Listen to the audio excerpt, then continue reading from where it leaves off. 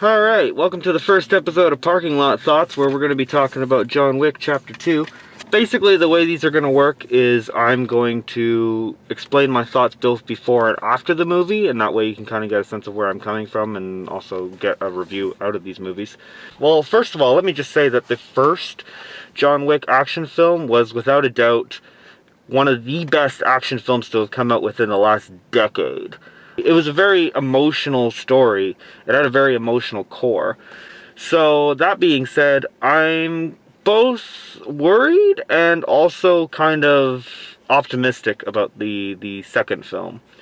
There's probably no way it's going to live up to the first film. I mean, the first one is just so damn good that the best they can do is either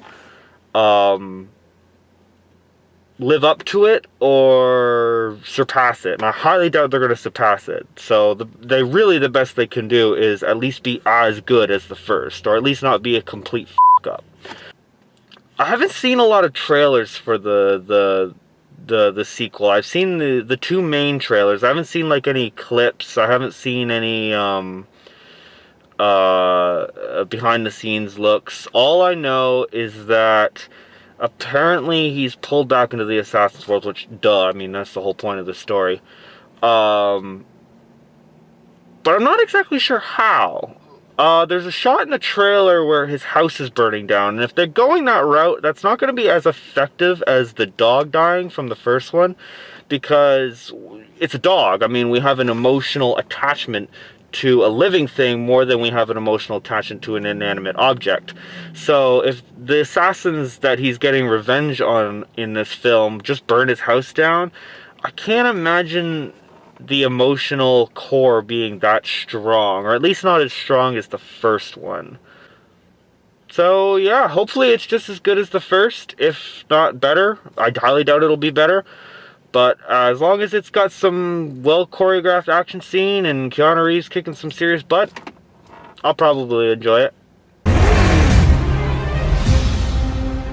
You have no idea what's coming. You want a war? Okay, I just got out of John Wick 2, and, yes. Yes. Seriously, can that be like the whole review? Just me saying yes. God, that movie was great. God, where do I even begin? The action scene, oh my god, the action scenes in this film are phenomenal. Way, way, way better than the first one. The first ones were phenomenal, but this took the action scenes and dialed it up to an 11.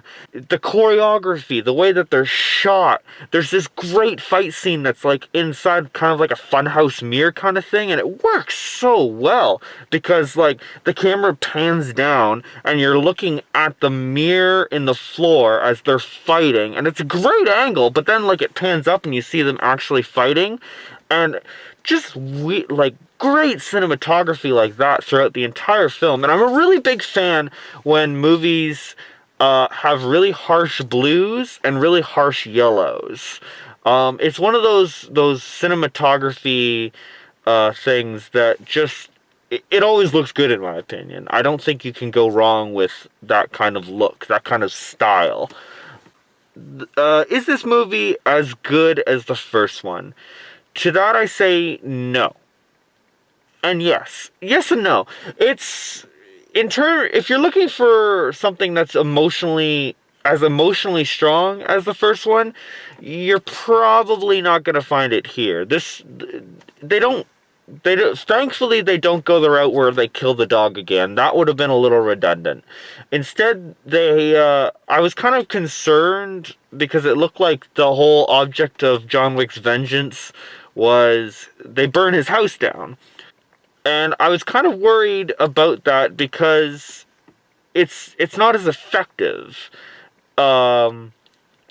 when you kill a dog, you're killing a living thing. So automatically, as human beings, we can relate. We can emote. We can emotionally attach with that. When you burn down a house, human beings don't have as much a connection as they do with inanimate objects. They really do try with this in this movie. There is a few shots where the house is burning down, and you see pictures of him and his wife, and they're on fire, and automatically you're like, oh shit, they just took everything away from him. But the film kind of forgets about that after that, and it's more focused on something completely different, something that I wasn't expecting. And that's that this isn't a story, this isn't a revenge story. This is a story about a man who is, quite frankly, so damn good at what he does that he just can't escape it. It always seems to drag him back in. And I think that's a lot more fascinating.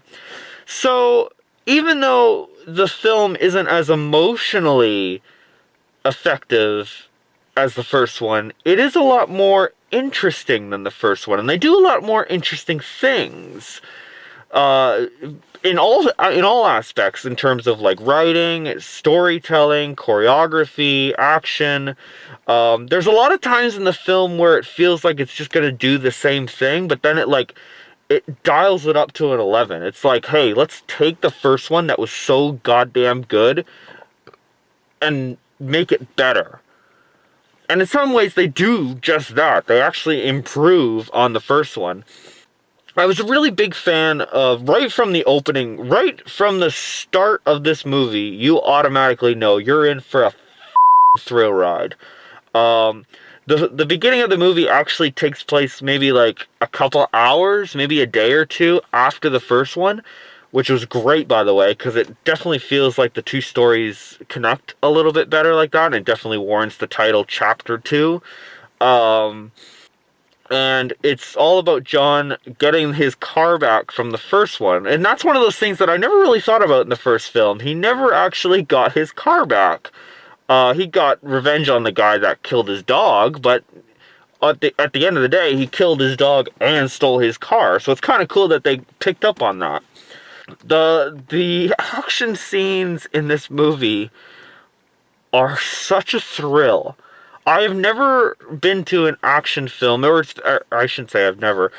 It's been a long time since I've been to an action movie where the audience was so into the action that, like, you could hear every audience member go, ooh, or, oh, ho, ho, ho, ho, or just, it was one of those movies that just really pumped the out of people. It was just one of those movies that really pumped people up. What else can I say about this film? The acting is really good. It does what the first film did very well, in that it gives us just enough about these characters that we are interested in them, but never enough that we completely relate to them. And I think that's the intention, because these are essentially assassins. They're killers. This is a business where you probably don't want to relate to a lot of people. Except for John, who's obviously our main character. So obviously you have to relate to him, or you have to at least empathize with him.